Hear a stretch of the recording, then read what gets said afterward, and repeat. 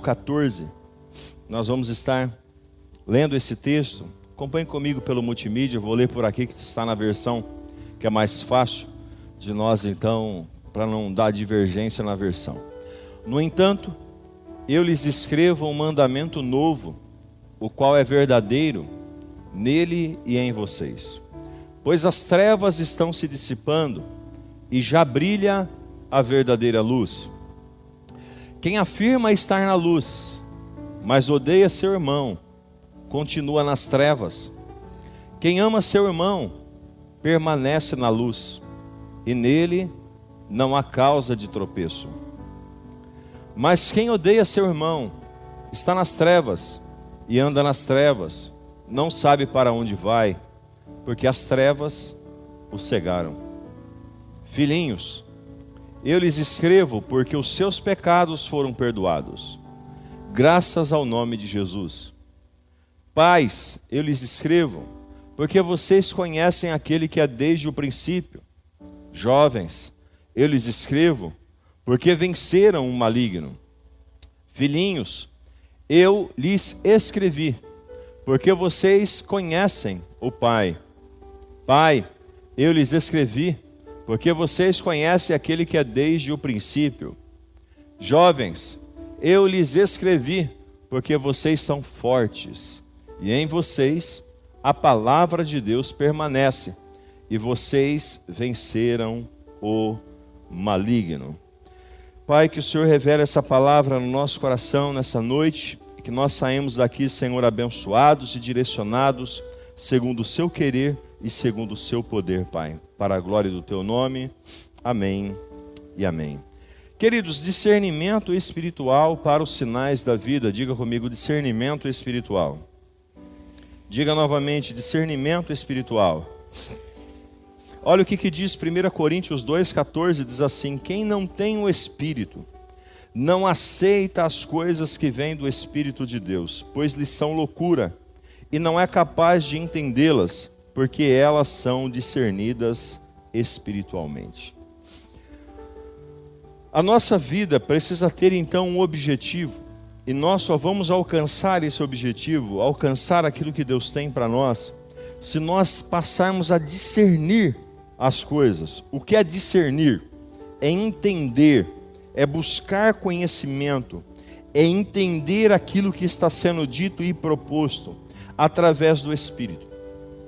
E se nós não fizermos isso desta maneira, nós corremos sérios riscos de errarmos, e errarmos feio.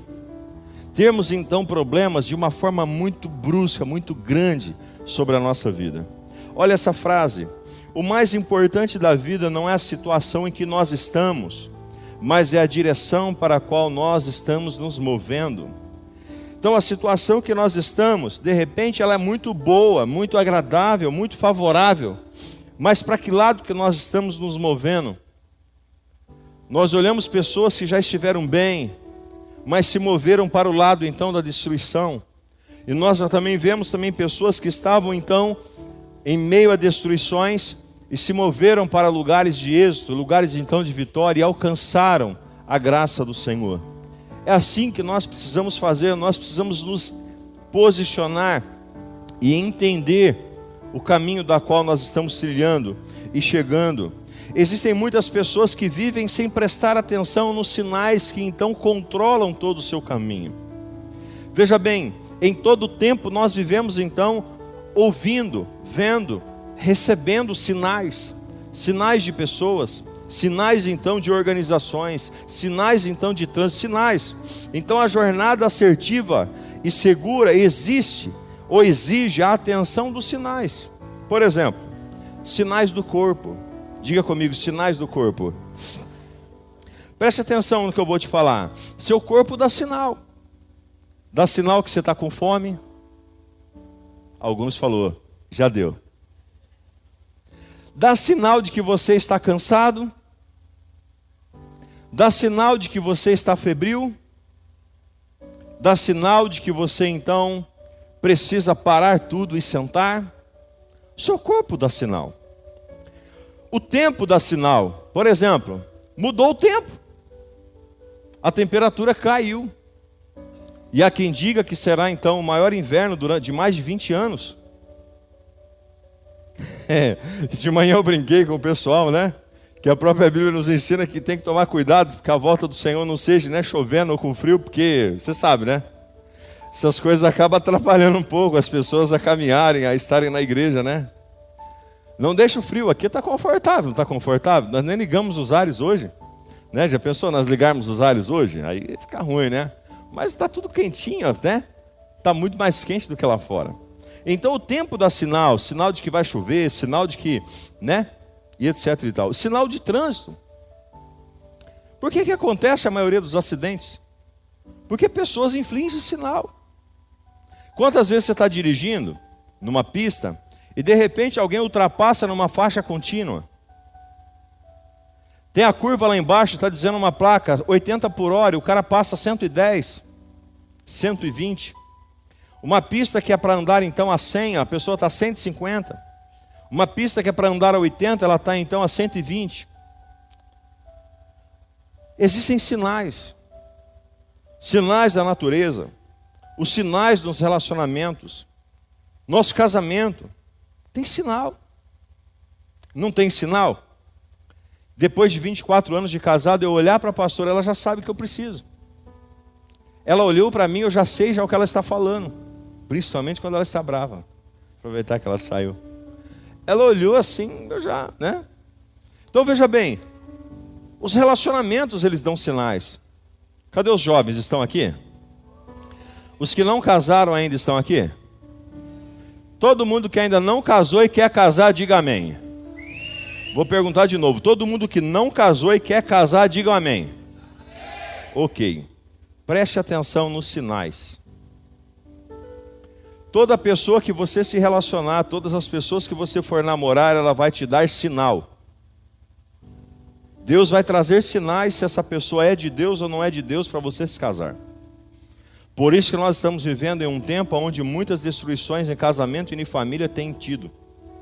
Porque as pessoas não enxergam os sinais quando estão namorando. Então os sinais, se você observar bem os sinais, você poderá ou perceberá que sempre vai existir algum tipo de sinal à nossa volta. E os sinais, eles não são limitações para a nossa vida, mas são proteções para nós. Os aviões têm radar. Os submarinos têm soar. O que é então o radar? O radar ele detecta se outro então avião ou se alguns sinais que estão assim por perto dele, para onde ele vai pousar. O soar do submarino que então capta tudo que tem então nos mares, traz então as informações para o piloto da forma que ele vai então navegar.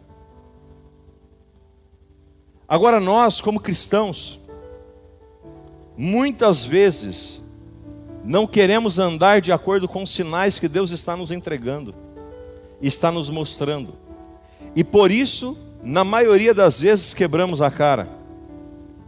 A maioria das pessoas ignoram sinais. Quantos de nós que já ignoramos um sinal de trânsito? Quantos de nós que já ignoramos então um sinal do corpo? Quantas pessoas que tiveram uma dor e ignoraram e essa dor então estava anunciando que um câncer estava chegando? Quantas pessoas que então um casamento começou então a dar um sinalzinho remoto, pequenininho, e essa pessoa não cuidou, não procurou ajuda e de repente o casamento se acabou no meio do caminho? Quantos sinais você já ignorou já? Quantos sinais você já então pulou? Quantos sinais você já então nem se preocupou em ouvir ou realizar essa situação? Observar os sinais é prudente, é ser sábio, é saber então para que lado você está indo.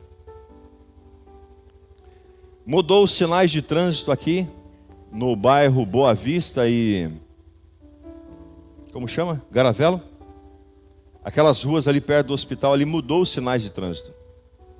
E nós estávamos então indo, e nós fazemos uma rota quase que sempre. A hora que eu virei, depois que eu virei, eu vi a flechinha só para o lado, né? Mas já tinha virado, acabei de ir. tinha prestado atenção nos sinais. Mas no próximo dia que eu fui ali, eu já pulei a rua e virei já no sinal certo. Porque nós não podemos ignorar os sinais. Aqui nessa terra, se nós então estacionarmos errado, nós vamos então ser multados. Aqui nessa terra, se você ignorar os sinais do seu corpo, você vai então sofrer então as enfermidades maiores. Talvez você está comendo um doce, por exemplo, quando eu percebi que eu tenho uma limitação com questão açúcar. Eu não sou diabético, mas eu tenho uma certa dificuldade nessa área e eu preciso sempre me policiar. Eu estava então um dia, fui e tomei uma garapa ali no seu Aparecido, na Dona Ana. Tomei um copo de garapa. E a hora que eu tomei o copo de garapa, meu corpo deu sinal na hora. Eu fiquei tonto, fiquei zonzo, eu fiquei então, comecei a passar mal. E eu, né, a gente que é homem quer dar um de fortão, né, assim de, sabe, de tá tudo bem, mas não tá tudo bem. E eu fiquei quietinho ali por alguns minutos para poder ninguém perceber. Mas eu fui então fazer um exame de sangue. A hora que eu fui fazer um exame de sangue, meu sangue em jejum já estava dando 120 pontos. Já estava pré-diabético. Se eu continuasse daquela pegada, nunca mais eu tomei garapa, nunca mais eu forcei nos doces, porque meu corpo deu um sinal. Quantos estão me entendendo? Olha para o seu irmão e diga assim: observar os sinais é ser sábio e prudente. Quero te perguntar, você está observando os sinais que essa vida tem te dado? Você tem observado os sinais que Deus está mostrando para você? Ou você tem caminhado de uma forma então qualquer? Os sinais da sua vida podem te salvar. Lucas 5,7 diz assim: então fizeram sinais de seus companheiros no outro barco, para que eles viessem então a ajudá-los. A pesca maravilhosa. Pescando, encheu então um barco e eles fizeram sinais. Há pessoas que fazem sinais para nós ajudarmos ela. De repente, seu marido está fazendo algum tipo de sinal para você ajudar ele, minha irmã. Talvez os seus filhos estão fazendo algum tipo de sinal. Você sabia que o silêncio de um filho, principalmente na adolescência ou na pré-adolescência, é um sinal?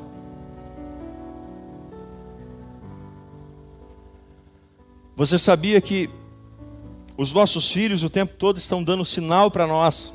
E muitas vezes nós acabamos não valorizando isso e perdemos o fio da meada.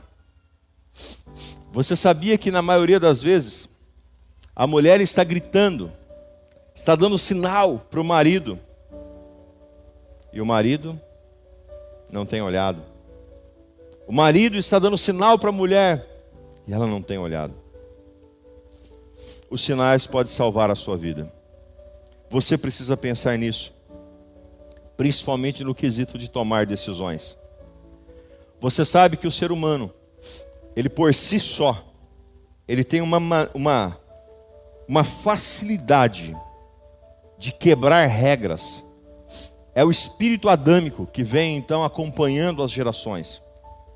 Deus coloca Adão então sobre o jardim e diz assim para Adão e Eva: Adão e Eva, você está vendo todas essas árvores lindas e maravilhosas? Sim, Senhor. Pode comer todas, pode comer de todos os frutos, mas dessa você não come. Existia um sinal, existia uma regra, existia então um ponto. E ali naquele momento, o que o homem quis fazer? Quis infringir uma regra, infringir um sinal. E o que aconteceu? Quebrou a cara. Toda vez que você infringe uma regra, que você infringe um sinal, você então quebra a cara. Nós temos que tomar muito cuidado, porque a nossa natureza é isso. Nós comemos mais do que devemos. Nós dormimos menos do que precisamos. Nós trabalhamos mais do que então nosso corpo consegue. Nós andamos fora de limites de velocidade. Nós vivemos então de uma forma totalmente contrária àquilo que Deus planejou para a nossa vida. Por isso que os homens de hoje vivem tão pouco, 80, 90, 100 anos no máximo, sendo que os nossos ancestrais viviam 300, 200 anos. Por que isso? Porque são regras então quebradas. No mundo existem dois tipos de pessoas distintas, os que creem e os que não creem. Os que ignoram a existência divina e os que temem e servem então a Deus. 1 João 5,19 diz assim: sabemos que somos de Deus e que o mundo todo está sob o poder do maligno. O mundo todo, irmãos, está sob o poder do maligno. O diabo então hoje ele tem autoridade sobre a terra. Por que ele tem autoridade, pastor, sobre a terra? Porque então os seres humanos deu legalidade para ele então sobre a terra. Repare para você ver o tanto de legalidade que o ser humano então dá, o tanto de legalidade que então o ser humano então abre para a vida então das pessoas. É um absurdo. Então a sua vida está transcorrendo e os sinais estão por todos os lados, positivos, negativos, de Deus ou do diabo. E você precisa ser muito prudente no tomar decisões. Não serem envolvidos então pela serpente como Adão e Eva foram, mas serem então conduzidos por Deus através então dos pontos de Deus, como Ele tem ensinado a nossa vida, a nossa história. Diga comigo, tudo se discerne espiritualmente. Novamente, tudo se discerne espiritualmente. Entenda comigo, se eu sou um espírito, possuo uma alma e habito em um corpo. Diga comigo, eu sou um espírito, possuo uma alma e habito em um corpo. Por que na maioria das vezes nós tomamos decisões pelo corpo? Pelo nosso intelecto, no calor das emoções. Tomamos então decisões pautadas naquilo que nós acreditamos, naquilo que nós estamos fazendo. Não paramos e perguntamos para Deus: Deus, o Senhor quer isso para mim? Quantas pessoas que estão namorando aqui hoje, que pararam e perguntaram assim para Deus: Deus, essa pessoa é a pessoa para mim namorar mesmo? Quantas pessoas que estão aqui, que estão trabalhando, estão frustrados em um trabalho, que falaram assim para Deus: Deus, é aqui que o Senhor quer que eu trabalhe? O cristão não pode trabalhar em qualquer lugar, amados. Nós, como homem de Deus e mulher de Deus, não podemos nos submeter então em qualquer coisa. E nós temos que tomar muito cuidado com isso, porque a falta de emprego, a falta de vaga de emprego, muitas vezes leva a pessoa a se submeter. Se o seu emprego, por exemplo, está te levando você a mentir, se o seu emprego está te levando você a defraudar alguém, se o seu emprego está mostrando para você fazer algo diferente daquilo que a palavra está dizendo, Deus tem o melhor para você. Você não precisa disso. Deus não precisa do inferno para abençoar os seus filhos. Eu sempre tive essa palavra no meu coração. Nós precisamos estar entendendo, nós somos então de Deus, nós não podemos nos conformar com esse século. Como o pastor Fernando orando aqui, ele dizia claramente para nós: nós temos que tomar muito cuidado com esse tipo de situação, porque senão nós vamos nos corromper e viver uma vida comum. Nós não podemos viver uma vida comum, nós somos cristãos, nós temos que ser diferentes, nós temos que viver de uma forma diferente, nós temos que agir de uma forma diferente, nós temos que romper os limites e as barreiras dessa vida. Nós não podemos olhar para a vida e achar que está tudo normal, toda essa destruição, e continuar com mentira, e continuar então com problemas, e continuar então com imoralidades, e continuar então... Não, nós temos que mudar o nosso pensamento. Se nós não tomarmos decisões pelo Espírito, nós vamos então ter problemas. 1 Coríntios 2,15 diz assim: mas quem é espiritual discerne todas as coisas, e ele mesmo por ninguém é discernido. Quem é espiritual discerne todas as coisas. Eu quero desafiar você nessa noite, queridos, para você, antes de você sair da sua casa, você orar ao Senhor para que Ele possa então te ajudar a você discernir os sinais que vão acontecer na sua vida durante o seu dia. Mas nós acordamos em cima da hora, saímos então correndo então para o nosso trabalho, pegamos muitas vezes então um pão ou alguma coisa correndo e saímos então sem mesmo falar com Deus.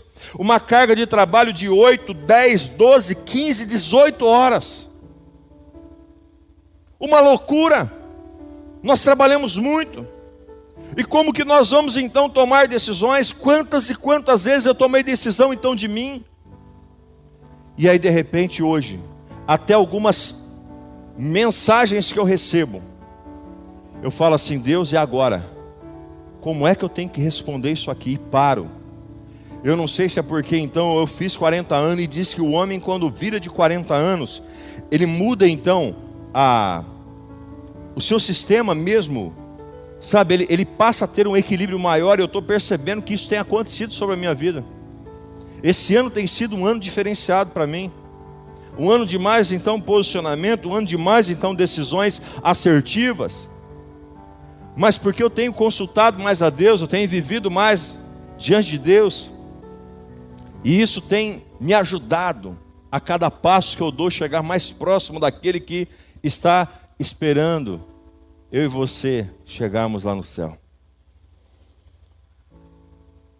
Se você não tomar essas decisões, você vai ter então um problema sobre a sua vida. De manhã, ou à tarde, ou à noite, ore ao Senhor. Peça discernimento para o Senhor. Nós vamos falar sobre 5 grupos de pessoas, 5 problemas então que as pessoas têm, que não conseguem enxergar, ou não conseguem identificar, perceber os sinais que Deus está dando e entregando para a nossa vida. Eu entreguei para você um esboço, ou melhor, os meninos entregaram para você um esboço no começo do culto. Se você não pegou, na saída você pode pegar, se ainda tiver ali. O esboço dessa mensagem, algumas pessoas me pediram o esboço da mensagem. E então nós vamos começar a fazer os esboços da mensagem. O primeiro sinal é o pecado habitual. Diga comigo, pecado habitual. Pecado que se transforma em um hábito. 1 João 3,4 diz assim: todo aquele que vive habitualmente no pecado também vive na rebeldia. Pecado habitual. O pecado, irmãos, ele não pode ser para a nossa vida um hábito, uma constância diária para nós.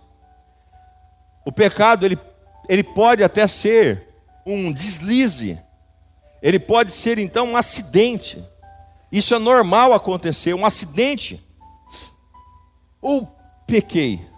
Puxa vida, pequei. Senhor, tem misericórdia de mim. Agora não, eu sei que está errado e vou pecar. É um pecado habitual. Faço hoje, faço amanhã, faço depois de amanhã, e assim eu vou fazendo. Isso faz o pecado habitual. Quando a pessoa já está fazendo isso, é porque ela já perdeu, o seu soar e o seu radar já não estão mais funcionando. Ela já não está mais medindo mais e discernindo as coisas espiritualmente. Ela acha que tudo está normal, e nós temos que tomar muito cuidado com o normal.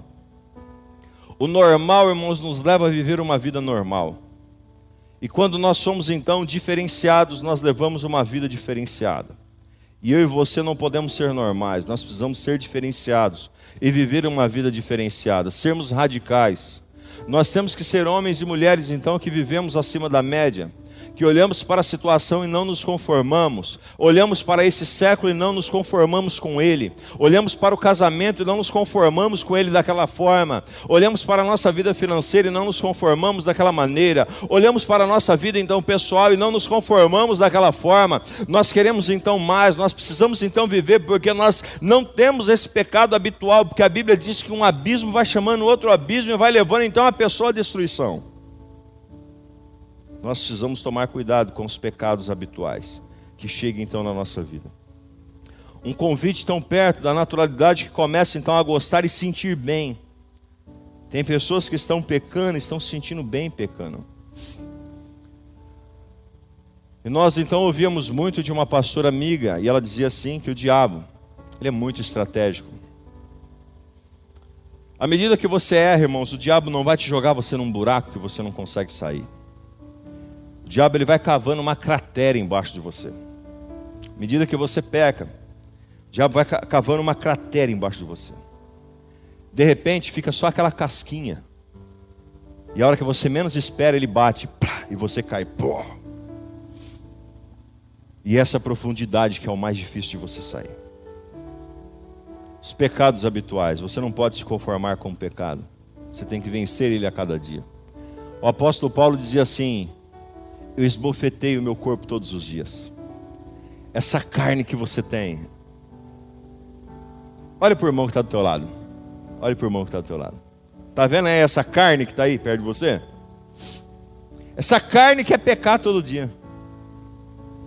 Sabia disso?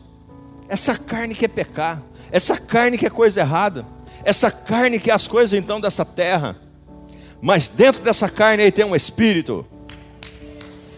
E tem também o Espírito de Deus. E esse Espírito e Espírito de Deus precisa ansiar pelas coisas do Espírito de Deus. E nós precisamos então, vencer a nossa carne para nós chegarmos perto do Espírito de Deus. Nós só teremos então uma relação com o Pai quando nós vencemos a nossa carne e ultrapassamos então os limites da nossa vida. Comer é bom, mas se nós não vencermos, nós vamos ser obesos. 1 João 5,18 diz assim: sabemos que todo aquele que é nascido de Deus, o quê? Não está no pecado. Aquele que nasceu de Deus o protege, e o maligno não o atinge. Quem é nascido de Deus vence o pecado, queridos. Ele não vive no pecado, ele caminha então, ele pode até ter um deslize, mas ele ultrapassa aquilo e vive em nome de Jesus. Segundo sinal, dúvidas existenciais. Diga comigo, dúvida existencial. É a dúvida que eu tenho sobre a minha identidade. Marcos 10,6 diz assim: mas no princípio da criação os fez homem e mulher. Nós temos que ter certeza e convicção de quem nós somos. Quem você é? É uma pergunta que você precisa saber. Aonde você está? É uma pergunta que você precisa saber. E para onde você vai? São perguntas que você tem que saber. Senão a pessoa tem crise existencial. Aí ela está num corpo de homem e quer ser mulher. Ele está num corpo de mulher e quer ser homem. Ele está casado com uma pessoa, mas ele quer outra pessoa. Ela está casada com aquele homem e quer outro homem. Ele tem então uma cor de pele que é outra cor de pele. Quantos estão me entendendo? Crises existenciais, não sabe quem é. Quem eu sou? Diga comigo, quem eu sou? Agora você responde, eu sou filho de Deus. Responde melhor, diga assim, eu sou filho amado de Deus. Pergunta assim, aonde eu estou? Responde assim, estou na batalha. No campo de batalha. Diga comigo, a terra é um campo de batalha. Ei, deixa eu cuidar de você aqui, deixa eu dar uma ajustada nos seus parafusos. Você está pensando que aqui você vai ficar assim? Não vai. Aqui é pauleira. Aqui só vai vencer só os fortes, os destemidos, aqueles que saem então determinados para vencer então em sua vida. Se você ficar então, paralisado, você não vai conseguir vencer essa terra, essa vida, porque aqui é um campo de batalha. Aqui o diabo o tempo todo tenta tirar então a sua família, o tempo todo ele tenta tirar a sua paz, o tempo todo ele tenta tirar então a sua saúde, e você tem que ir vencendo, você tem que ir vencendo, você tem que ir vencendo, você tem que ir vencendo, porque maior é o que está em você. Eu posso ouvir um amém? Amém ou não amém? Maior é o que está em você.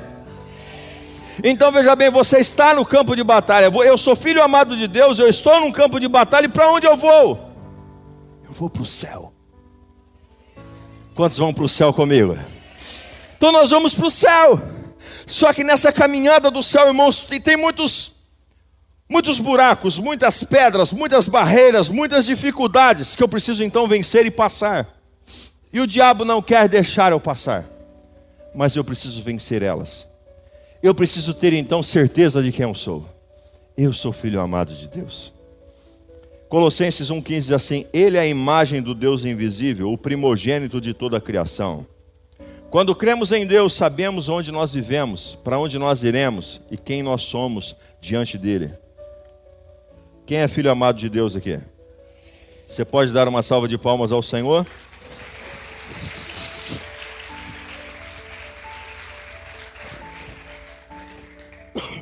Terceiro sinal, conflitos de valores. Os conflitos existenciais sobre o seu valor aumentam a cada dia. Olha lá, Isaías 43:4. Visto que você é precioso. Vou repetir. Marcelo entendeu. Visto que você é precioso e honrado à minha vista, e porque eu o amo, darei homens em seu lugar e nação em troca da sua vida. Terceiro ponto que você precisa entender, você não pode ter conflito de valor. Você é uma pedra rara. Você é uma joia do Senhor. Você então é alguém especial que Deus enviou seu filho para morrer em seu lugar. E se as pessoas disserem que você não é nada, que você não é ninguém, você diga assim: eu sou muita coisa, porque o meu pai pagou um grande preço pela minha vida. Você tem que ter certeza do valor que você tem, porque senão você se vende por qualquer coisa. Judas não tinha certeza do valor que ele tinha, e ele se vendeu por algumas moedas de prata. E tem algumas pessoas se vendendo por algumas moedas de prata. Trocam seu casamento por algumas moedas de prata. Trocam seu ministério por algumas moedas de prata. Trocam então a sua dignidade por algumas moedas de prata. Trocam então o seu caráter por algumas moedas de prata. E nós não podemos então trocar a nossa vida, a nossa dignidade por moedas de prata, porque nós temos um valor inestimável aqui nessa terra. Eu fiz uma comparação e gostaria de fazer outra agora aqui nessa noite. Não tem nenhum bebê, mas o Fernando está com o bebê dele aí, a Josi está aqui dentro. Quero perguntar aqui para o Fernando: Fernando, se alguém chegar em você agora e disser assim para você: Fernando, eu te dou R$1 milhão para levar o Rômulo embora, você deixa? R$10 milhões, 100 milhões de reais. Por quê? Um filho tem preço? Cadê os pais? Um filho tem preço? Não tem preço. Olha para o seu irmão e diga assim: você vale mais do que tudo isso então. Porque Deus enviou o filho dele em favor da sua vida. Irmãos, isso é muito forte, isso é muito precioso. Isso merece uma salva de palmas a ele. Ele entregou seu filho a mim e a você. Eu quero que você entenda o valor que você tem.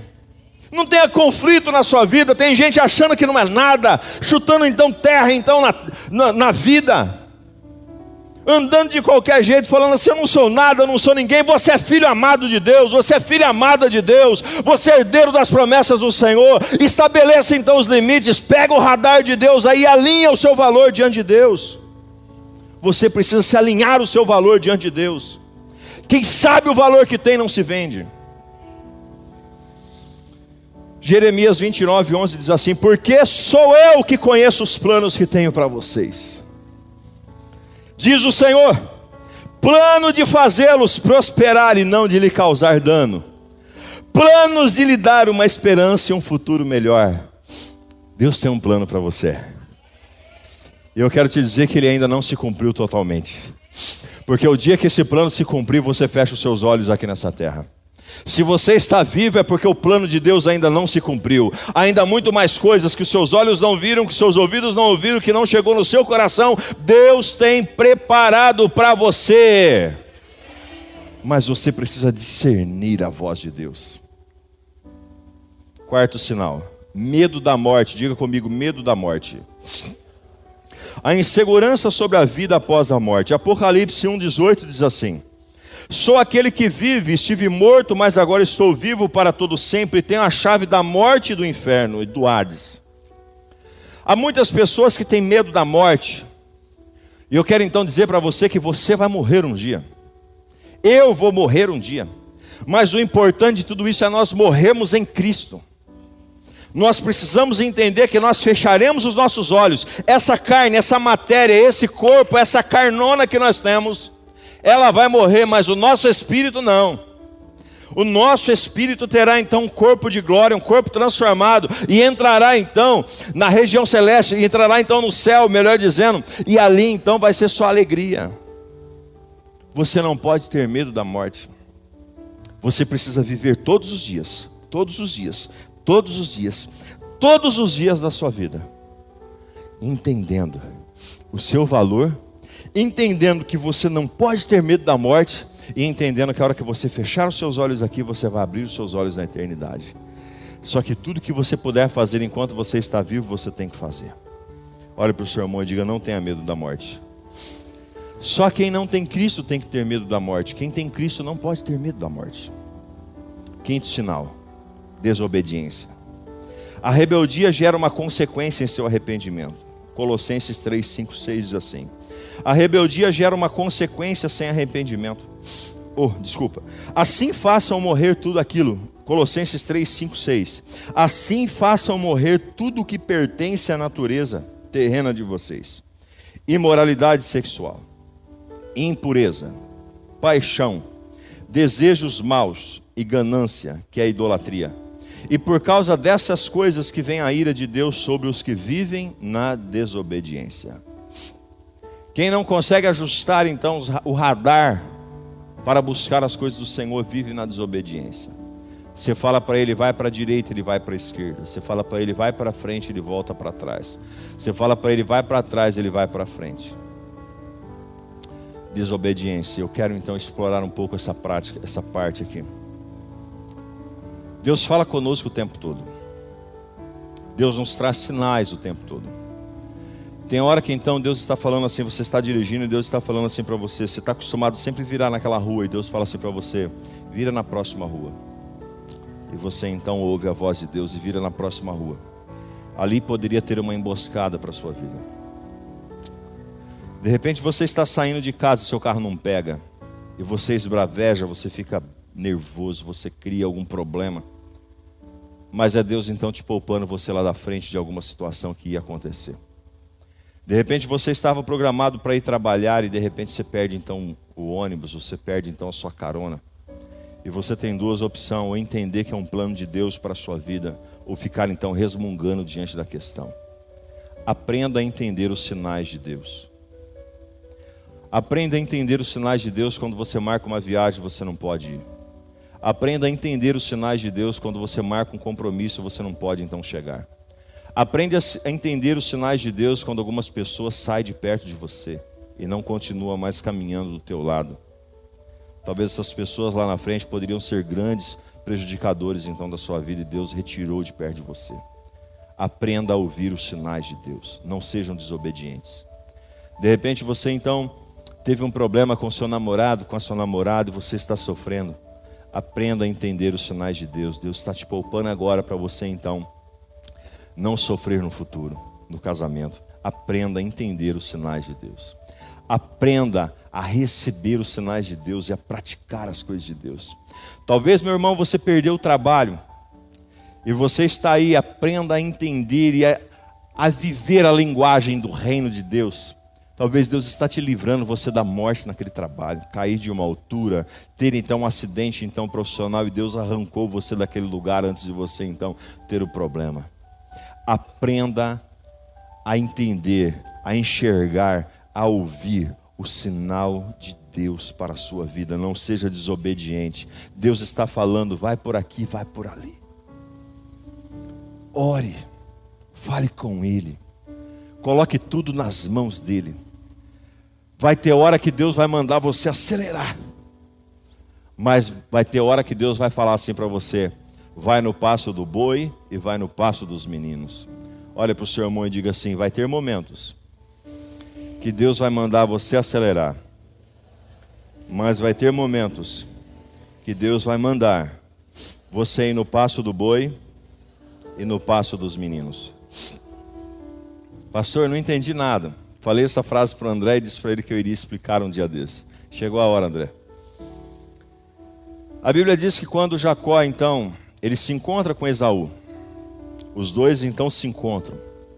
Esaú estava com 400 homens, cavaleiros, estavam bem preparados, homens então de guerra. E eles fazem as pazes. Jacó vem então com a sua esposa, com seus filhos, com as suas esposas, com seus filhos, que na época poderia ter várias então esposas e seus filhos, vários gados. E Esaú olha então para ele e diz assim para ele: olha, Vamos agora juntos, já que nós fizemos as nossas pazes, vamos então caminhar junto. Aí Jacó olhou para Esaú e disse assim: olha, vamos fazer o seguinte, vai na frente, e eu vou no passo do boi e no passo dos meninos. Se Jacó quisesse então caminhar na velocidade de Esaú, ele tinha matado seus filhos no meio do caminho e tinha então perdido as suas crias. Pega essa palavra agora em nome de Jesus. Tem momento que você precisa acelerar, mas tem momento que você precisa andar mais devagar. E você tem que ser sensível à voz de Deus, porque senão você mata quem está perto de você. Ande no passo do boi e no passo dos meninos. Rapidamente, 5 pontos agora de quem anda na luz. Vamos lá. Quando você vê Cristo e vive em Cristo, os sinais da sua vida então são outros. Esses sinais que eu disse para trás são coisas que você tem que deixar para trás. Agora, primeiro, você vive a verdadeira luz. Tudo que você faz é na luz. 8b, as trevas estão se dissipando e já brilha a verdadeira luz. Quem é de Deus faz coisas na luz. Quem é casado não tem nada escondido do seu cônjuge. Um jovem que então anda na luz não tem nada escondido dos seus pais. Nós temos que fazer negócios na luz. O que você está fazendo está na luz ou está nas trevas? Eu ainda disse de manhã, e geralmente quando nós chegamos perto de alguém que está fazendo alguma coisa errada, qual que é a reação da pessoa? Você já fez isso aí já com alguém? Principalmente o pai que chega e abre a porta do filho. O Isaac assiste televisão em cima, tem uma televisão lá em cima, nós monitoramos tudo isso, mas tem hora que ele escuta os nossos passos na escada, e a hora que ele vai escutando nossos passos, você escuta o plim-plim da televisão, plim, plim, mudando de canal. 5 anos. Olhe para o seu irmão e diga assim: viva na luz. Um sinal de que você está ouvindo a voz de Deus e discernindo as coisas de Deus é fazer coisas na luz. Faça coisas no escuro. Faça tudo claro. Vai vender um carro, o carro está com problema? Fale o problema que tem. Vai vender uma casa, a casa está dessa maneira? Fale.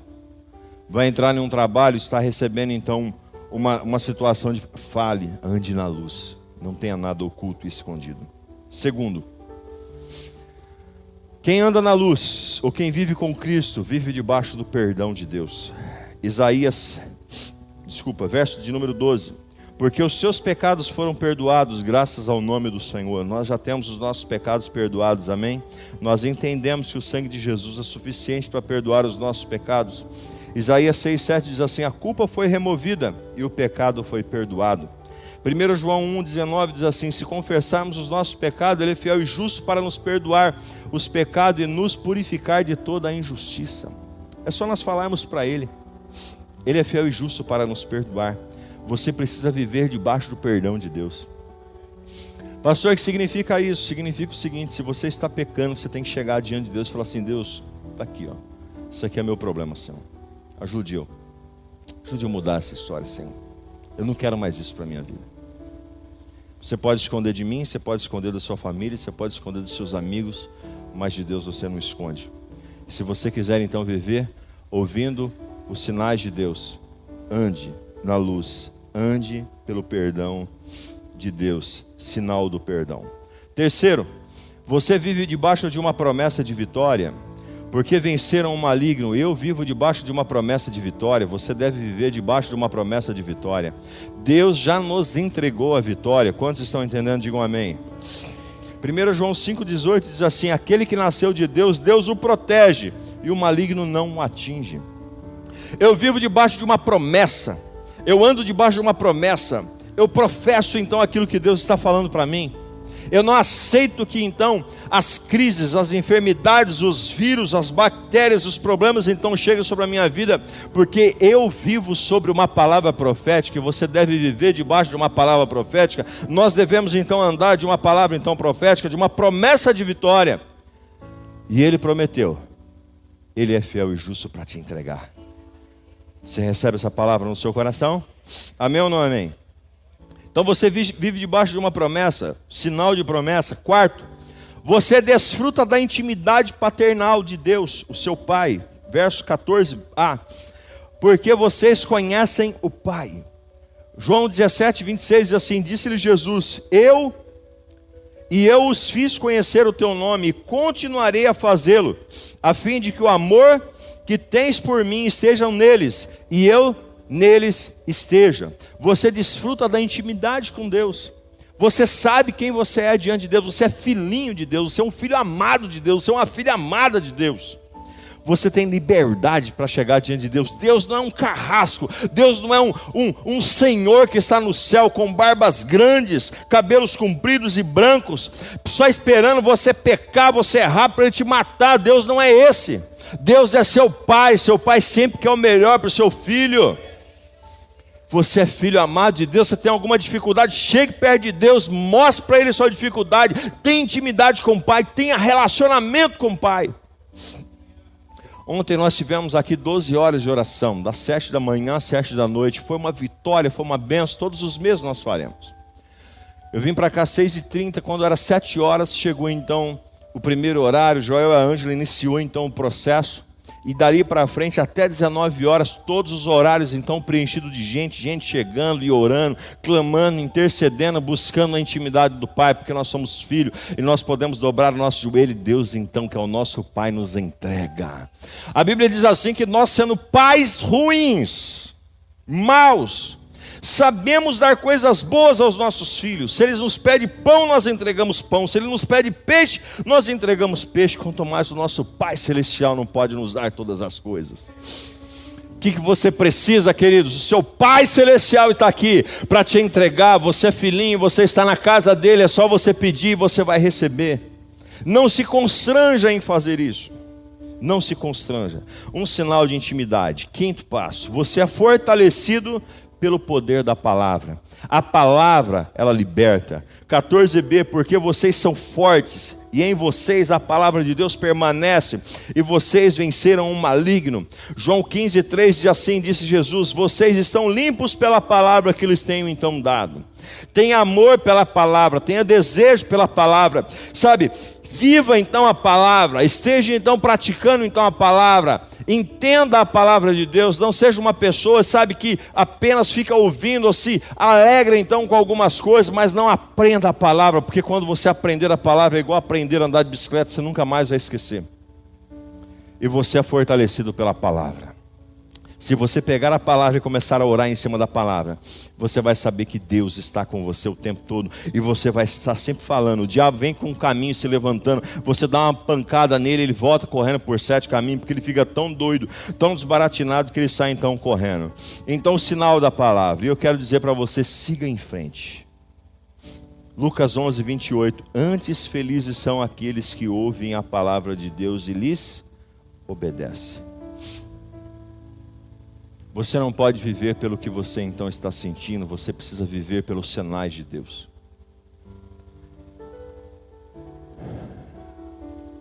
Quero encerrar essa palavra dizendo para você e contando a história do povo do Egito. Deserto. A Bíblia diz que o povo estava no deserto. E à medida que o povo estava então no deserto, Deus mandou um homem chamado Moisés os tirar de lá. Levar então eles então do Egito para a terra prometida, e passou por esse período de tempo no deserto. No deserto nós sabemos que no tempo quente é muito quente. E nós sabemos que no tempo frio é muito frio. De dia o deserto 40 graus, 41 graus. À noite -4, -5 graus. Olha que variação de temperatura. Aí Deus disse assim para Moisés: Moisés, meu povo, vocês precisam aprender a enxergar os sinais. Eu vou colocar então uma coluna de fogo para acompanhar vocês durante a noite. E vou colocar então uma nuvem para proteger então a sua vida durante o dia. Tá bom. Vocês parem e formem acampamento. À medida que então a nuvem avançar, vocês avançam. A hora que a nuvem parar, você para e monta acampamento. À medida, se for à noite, que a coluna de fogo então andar, avançar, vocês levantam acampamento e vão. E à medida que a coluna de fogo parar, vocês então param. Esse era o sinal de Deus para o povo do Egito, no deserto. E para a sua vida e para a minha vida. Você tem visto as colunas de fogo e as nuvens que o Senhor tem colocado diante de você? Para a hora que é para você ir, para a hora que é para você parar. Para a hora que você precisa descansar, para a hora que você precisa se recuperar, para a hora que você precisa avançar.